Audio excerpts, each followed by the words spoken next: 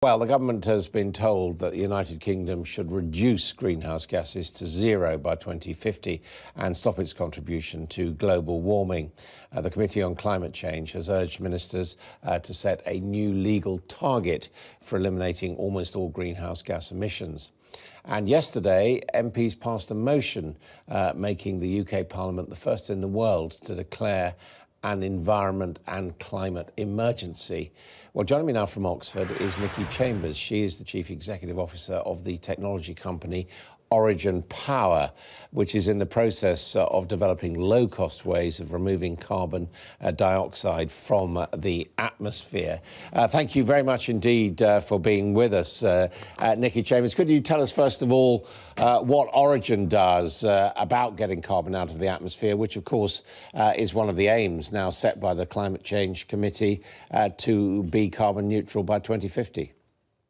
Good morning, Adam. Yes, I can. So Origin develops technologies to remove CO2 from the atmosphere, a range of technologies which we can deploy at scale and in a commercially viable way, because solving climate change is not just about the technology, it's about the whole system, the whole economy, essentially. And that's why the report from the Climate Change Commission today is, I think, a really significant step forward, because it's a very clear policy steer about where we're going. And that's exactly what companies like Origin need to be able to raise the investment and to be able to really crack on with developing and deploying technology to solve climate change.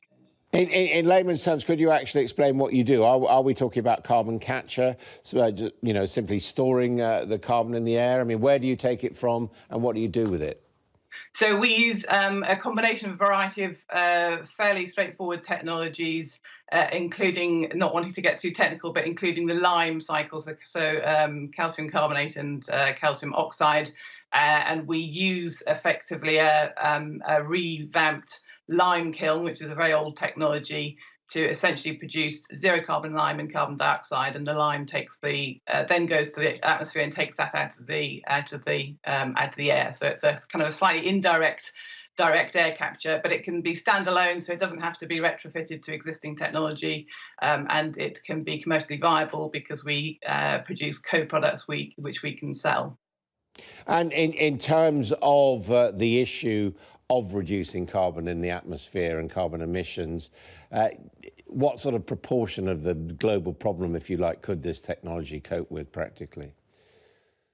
Well, one of our aims is to be scalable, because there are quite a few technologies out there, but it's quite a difficult challenge to do things at scale. So one of our ambitions is to really operate at scale, and we've set ourselves the ambitious goal of removing 1 billion tonnes of carbon dioxide from the atmosphere by 2030, by deploying several thousand of our proposed plant around the world.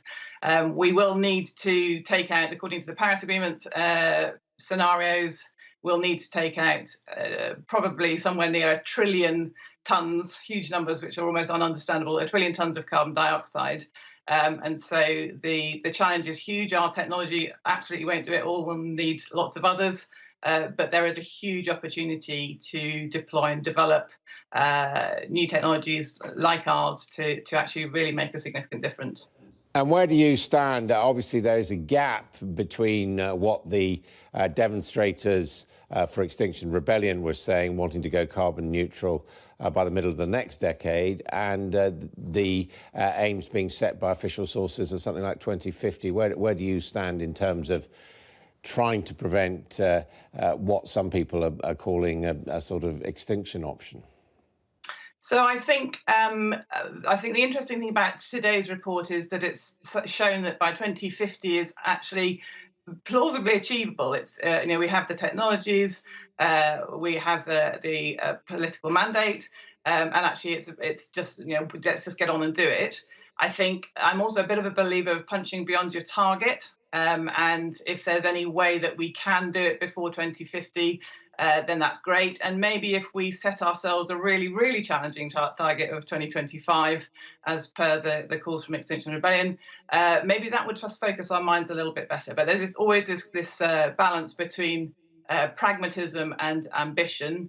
I'm ambitious for us because I think there's massive opportunity. It's not all just downside. There's massive opportunity, and I think we have a real opportunity if we are bold and brave, and to actually lead the world in technology, not just on a kind of a leadership basis, but actually on an economic basis. We have a huge chance.